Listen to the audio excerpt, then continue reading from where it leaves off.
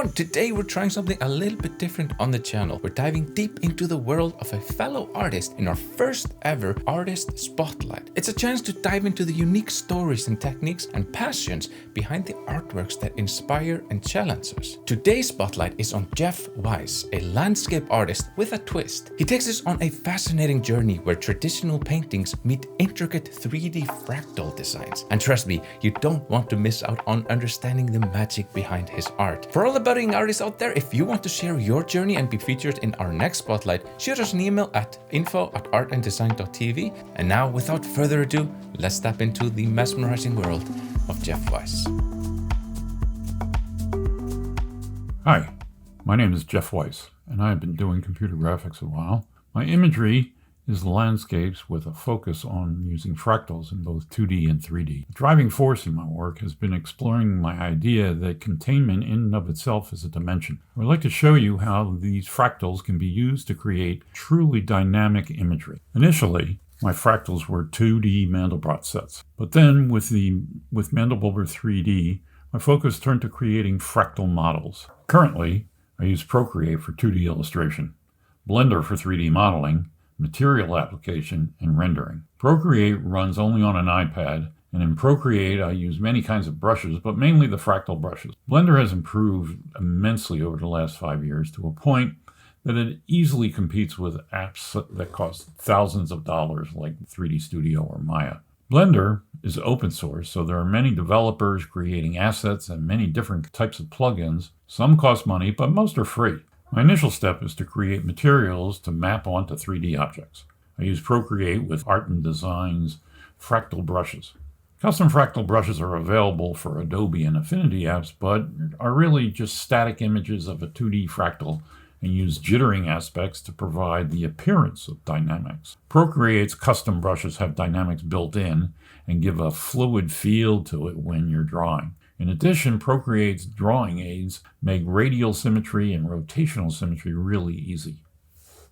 Once the material is developed, multiple photos or an AI bot is used to create an HDRI. HDRI stands for High Dynamic Range Image. There are two types of HDRIs.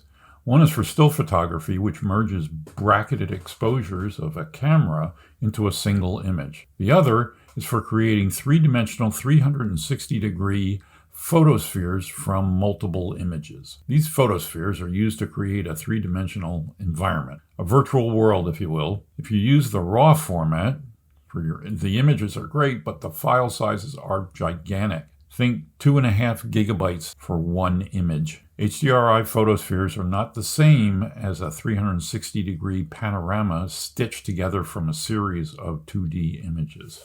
Next, a 3D fractal model is created in Blender. The Fractal Generator plugin uses mesh objects. Here I'll use two cubes, one for the structure and one for the seed. Changing the parameters will vary the shape and composition of the fractal model. Fractals are based on a series of iterations of a formula. Each iteration is based upon the previous iteration. These models can get very complex and thus have large file sizes. And the more vertices in the model, the bigger the file. Fractal models are then modified in the sculpting mode. This mode lets me manipulate the shapes as if they were made of clay. Separating the iterations into different layers allows for more refined sculpting. I like using the smoothing tool. It gives this kind of deconstructivist look to it. Next, I apply the material to the fractal model. These materials can be made of any bitmap image, like JPEGs or PNGs, even an animated GIF. UV editing is kind of like using wrapping paper, but instead of paper, it's a bitmap image. Many kinds of materials like chrome or glass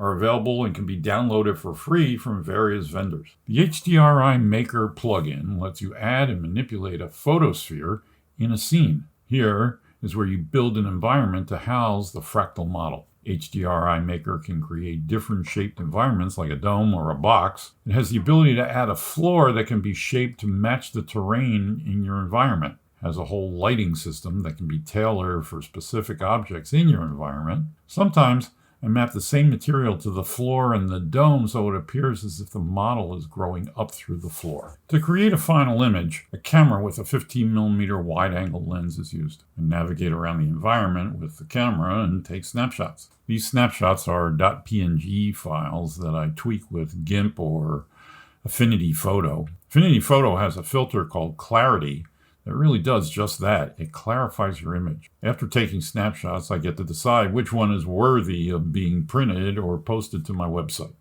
That about wraps it up. You can see all my work on my website or on Facebook. Links are down below. There's a contact form on my website. I'd love to hear comments or answer questions about my work. Of course, any of the images can be printed via print on demand. Most of the images are a 4:3 aspect ratio, so sizes like 18 by 24 or 15 by 20 inches are typical. The limit is 30 by 40 inches. You can also do metric sizes. Thanks to Art and Design for hosting this video, and thanks for watching. If you want to be featured in an upcoming Artist Spotlight video, shoot me an email at info@artanddesign.tv. I want to thank you all very much for watching. I'll see you in the next one.